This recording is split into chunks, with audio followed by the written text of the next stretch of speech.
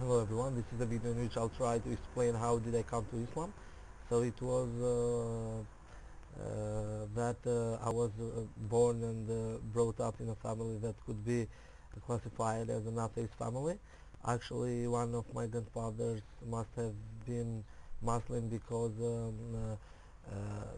after he studied abroad, it was established the communism in our country, so they put him into prison, and apparently he converted there because when he came out he used to fast secretly and keep with him a Quran that he found somewhere, I don't know where, and the last words of his were that my father had to circumcise me, and apparently my father did when I was at age or 7 or 8. But anyway, um, at the age of 10 I chose to go to a Protestant church, and I did so till the age of 14. And when I was like 14 years old, I had already read Bible 2 times, and I had started to have a lot of questions, and making these questions in the church, inside the church, um, the words put me in a real bad condition, because the preachers started to look at me like hopeless, and that Satan already uh, had overpowered me, and one day they thought that the best way to keep the others in the straight path was to kick me out, and good they did, because I would do it myself sooner or later. So from the age, since the age of 14, I would consider myself an atheist, and I was reading during that time a lot of books, philosophy and things like that. So um, it happened till last year. But I wanted to say that the most loved philosophy from me was the materialist one. You know, where according to me the leaders are Jean-Paul Sartre and Albert Camus. Both of them took the prize Nobel in philosophy and so. And I was considering myself a strong atheist actually, and making questions and stuff, but still something in my mind was not very clear, like the question that everything started from absurd was always there to bother me.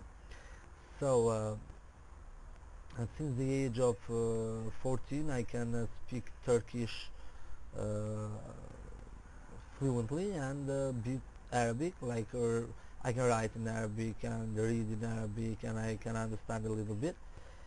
And so during the time that I was reading this existentialist, materialist philosophy, I was studying Quran as well, and I was like amazed by its power and the way it talks to the people. So the thing that amazed me most down there was that in each philosophy, if we can divide them in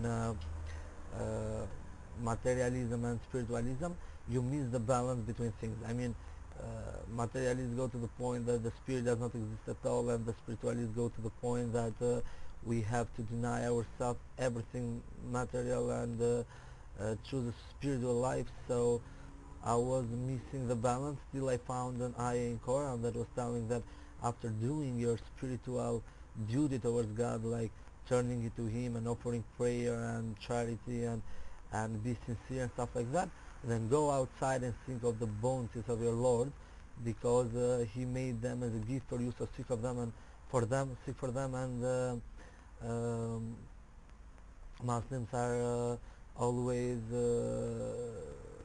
encouraged to improve their conditions.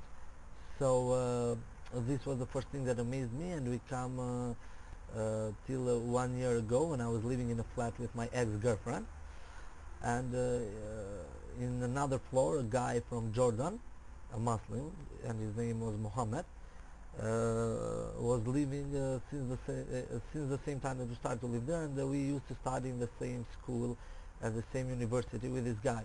So we became a very quickly good friends, and this guy really amazed everyone with his manners, his kindness, the way he talked, and he smiled every time. So We used to invite each other for tea or for coffee or for lunch, but he would never come if my girlfriend was there, and I understand why. So he wanted his religion to be pure. So anyway, one night, it was Saturday or Friday, I don't remember. I remember just that it was a party, a huge party organized at night. So I went there and I got absolutely drunk. So like at 2 o'clock in the morning, I went out to take some fresh air, and I saw that Mohammed, the guy, my neighbor, was going outside the club, like going to home apparently. And he stopped and asked me, what am I doing? And I told him, bro, I'm totally drunk tonight. So, and he told me, yeah, I can see that, but why don't you come take a shower and join me in the masjid? And I am like, nah, I don't think so, I'm drunk. And I knew that being drunk you cannot enter a masjid, but he told me, nah, come on, just try one. So I was really fed up of that party, so I went home, did ghusl. Like ghusl is when you wash your whole body and when you are unclean. So I went home, did the ghusl, washed myself up, and found myself in the masjid, and it was Laylatul Qadr. How is it called in English? The night of destiny, and the night that the Quran began to come to our Prophet, may peace and blessings of God be upon him. And so I found myself there listening to Quran, watching to people pray, and discussing some issues and talking about Islam. And it was that moment that I realized that Islam had already conquered me, my mind, my heart, and I was just denying it because of my pride. But it was not that night that I gave Shahada, though. So in the morning we went out, and I feel so relieved and so peaceful and so in peace with myself, and no anger anymore, you know, the normal stuff that we go, no stress anymore, the stuff that we go through every day. So I went home that day, and for 2 weeks I thought like seriously about my converting to Islam, and I started to read more Quran, more Hadith, and more Tafsir, more than before, I mean. And on one Friday, after 2 weeks, I went to the masjid and I gave my shahada that there is none worthy to be worshipped except Allah, and that Muhammad is his messenger, his final messenger. So since that time, since 1 year, my life has changed, I would say, like a lot. But I have to admit that many times I have felt into sin, and it has been a little bit hard, and it's not so easy to be a Muslim these days, and not to justify myself, but I mean that sometimes you have to go through really hard stuff. But the good point comes here that my dad did the same. When I went home to meet him, he is an engineer, actually taking care of mines and things like that. So he found this wonderful ayats about the earth and creation, and he became as well Muslim without telling me.